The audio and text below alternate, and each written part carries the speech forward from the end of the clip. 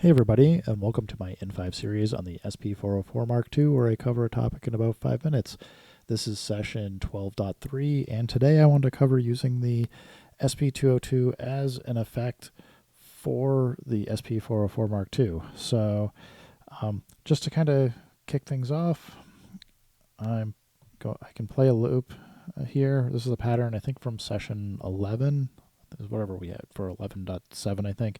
Anyway, if I want to be able to hear the sound playing, I have to hit the source button, and I can hit the hold button. It'll just keep it up.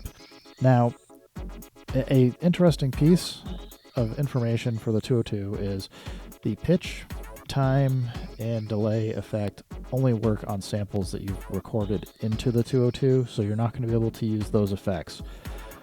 So that leaves us with the three effects of filter: the non-resonant filter, the resonant filter, sorry, didn't mean to hit that, and then ring mod.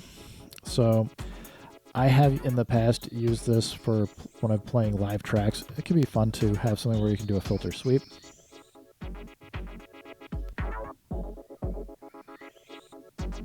And I mean, this is a pretty smooth filter. It doesn't have a ton of range. You can't completely cut the audio out, but it can be pretty nice. Similarly, the resonant filter, you cannot adjust the resonance peak, but I like the sound of this for sure.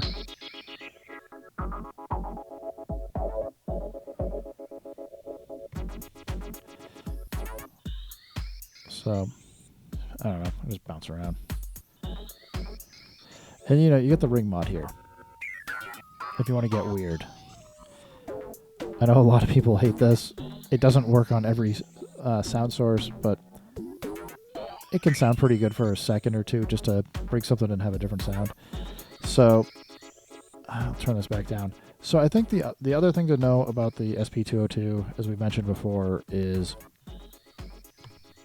you only get 3 effects, and besides that, you really to do anything with it, you need to sample into pitch, so you can use your pitch, time, or delay.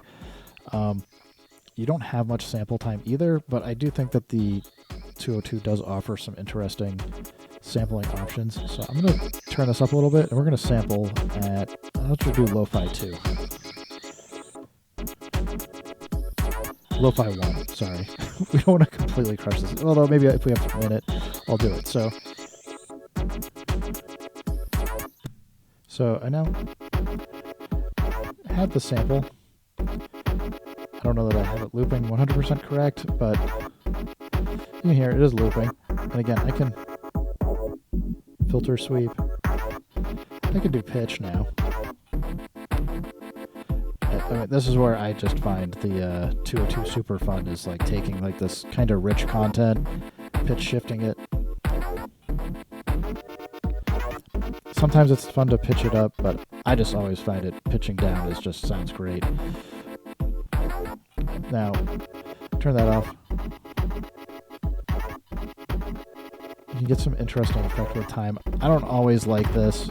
It varies from content to content, but it can be fun to mess with. And the delay, as I mentioned in the last video, it's interesting, but it's kind of more interesting to play as you kind of tweak it to get kind of glitchy. You just kind of keep moving it. Otherwise, the delay ends at the end of the sample and doesn't carry over, so it can make for some kind of awkward delay. It's the best way I could put it. Anyway, I would say if you've got one of these again, just try sampling in content. You can switch your cables back and forth. If you really know what you're doing, you can kind of feed them back into each other and then switch your headphone jack between one and the other so that you can pass samples back and forth. It is also a good way to create a feedback loop, so I wouldn't suggest it. I'd probably suggest kind of having one line in to one line out at a time as you're moving samples back and forth. But again, it's a nice little box. It is battery powered, which can be nice. And I don't know. I like the sound of it.